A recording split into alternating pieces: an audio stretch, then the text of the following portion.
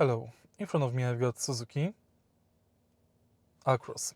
In this video I'll show you how to connect Apple CarPlay to your car.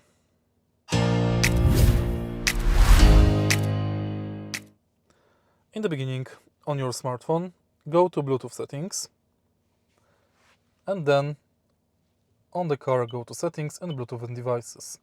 Add another device, and now on your smartphone select Suzuki.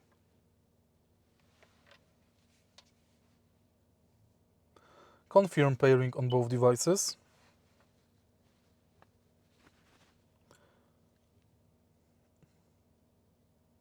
And now enable Apple CarPlay.